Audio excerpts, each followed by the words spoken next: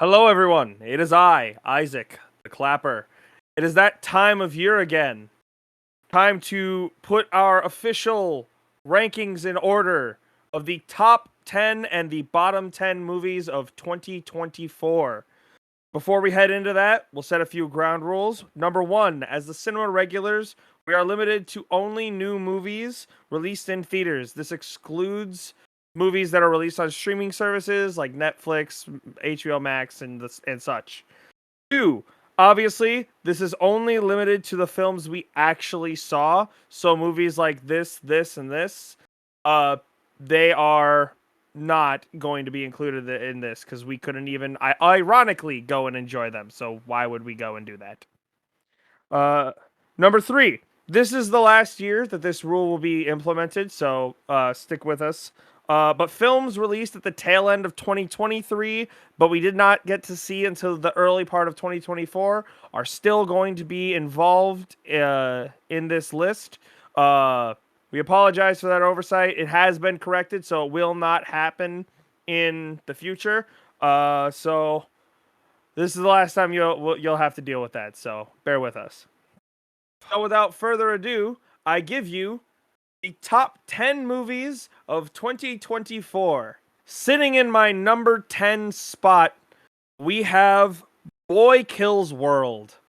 This movie was a lot of fun. It was a very good action-packed movie. The premise was very fresh and new. The fact that we have a character who we only hear his inner monologue the whole time, and the fact that his inner monologue was Bob from Bob's Burgers made the movie all that much better. The choreography was great. The kills were insane, and even the story was very intriguing as well.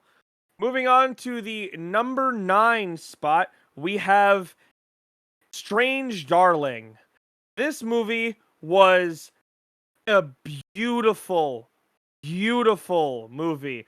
The colors that they used, and the saturation, and the fact that the entire movie was shot using only film, like physical film, added such a depth to it that I almost can't describe it. The the way that the story is told, especially in a chapter system that normally we hate on this channel, but it actually did it in a fun, inventive way that made sense, made this movie all the more better. Plus, we are big fans of Kyle Gallner here on the Cinema Regulars, so it was amazing to see him in a main role. I really hope he gets more like starring roles in the future. Number 8 spot, In a Violent Nature. This movie was such a fresh take on the slasher genre. The genre of dude comes back from the dead to get revenge on group of kids.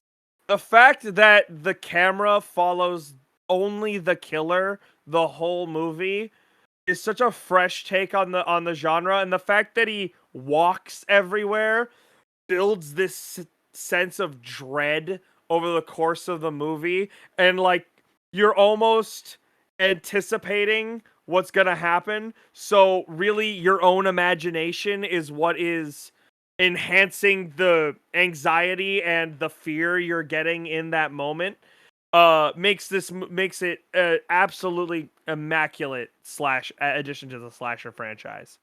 In the number 7 spot, we have Snack Shack. I absolutely adored this movie when we went and saw it. It is the best sentence you can use to describe this movie. It is the perfect summer movie. The fact that it didn't come out in summer is an actual crime. This movie would have done numbers if it would have came out in the summer area. This movie is so much fun, and the characters are all likable. The way that the plot progresses and the way they make you care about the characters, it is just an absolute blast from start to finish. Coming in at the number 6 spot, we have Kill.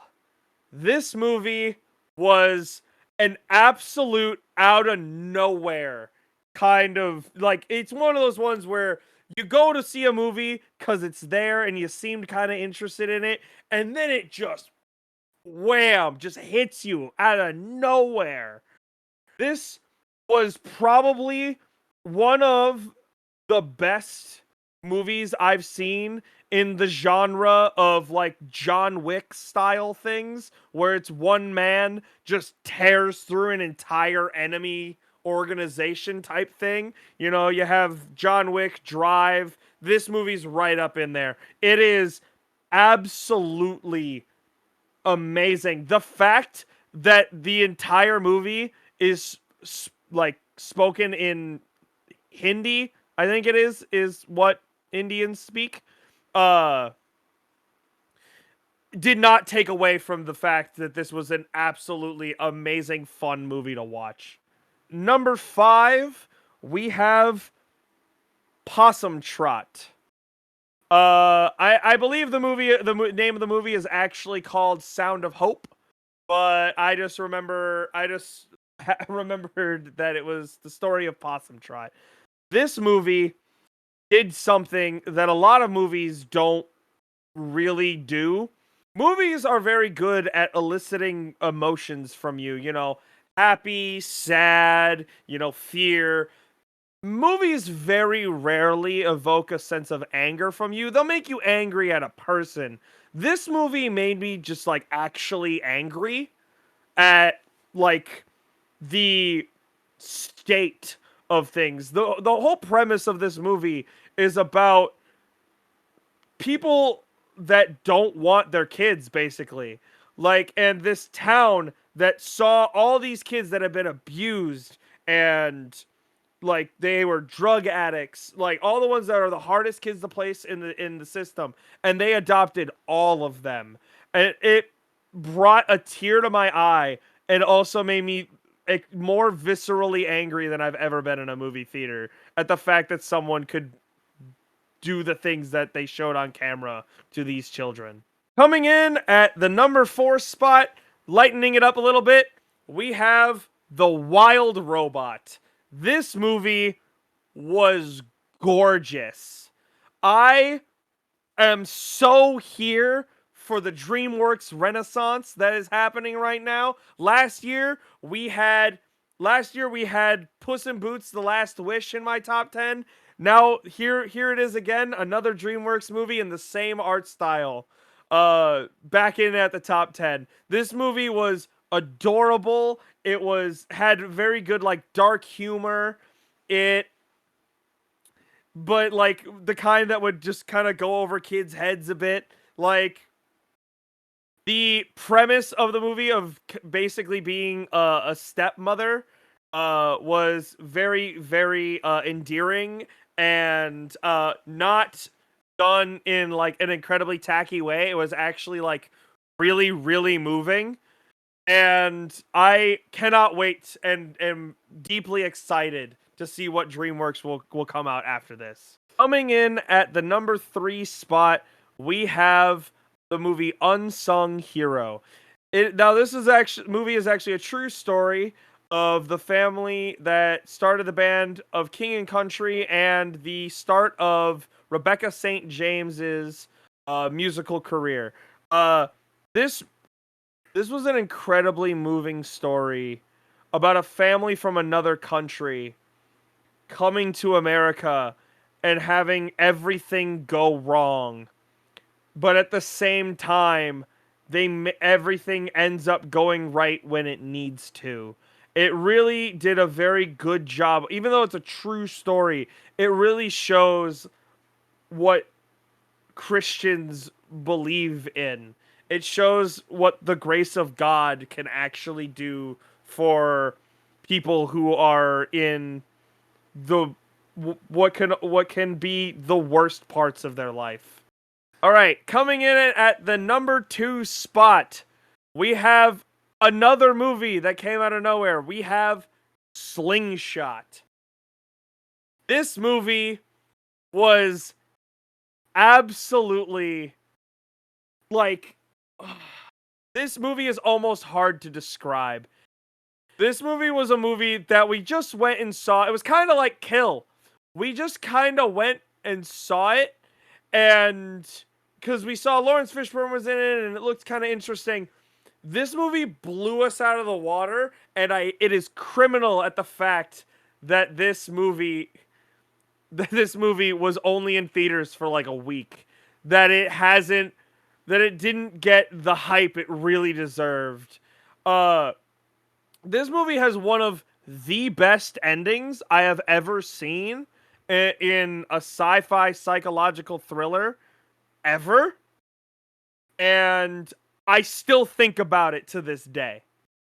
Now, before we move in to the number one movie, I have a couple honorable mentions.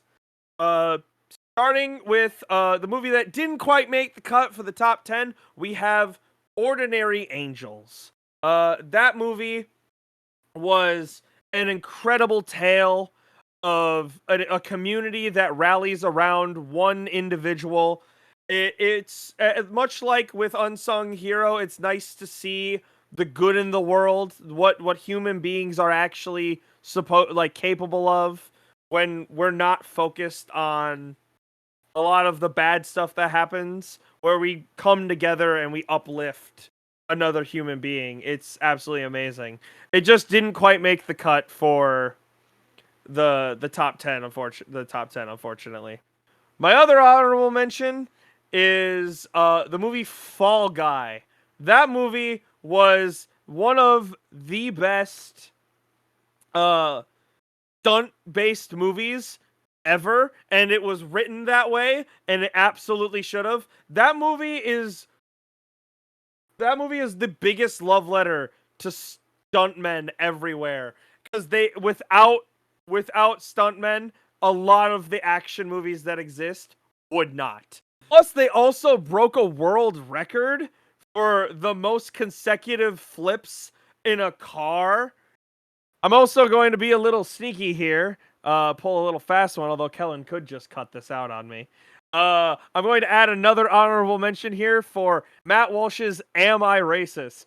That movie was actually a lot of fun. Granted, it's not technically a movie, it's more of a documentary, but I could not stop laughing during that entire thing. It was actually really, really informative movie, on top of also being really, really funny.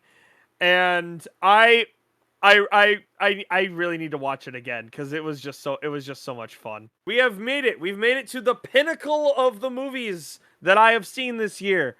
Sitting at my number one spot. And fun fact, it has sat at the number one spot since I saw it at the beginning of the year.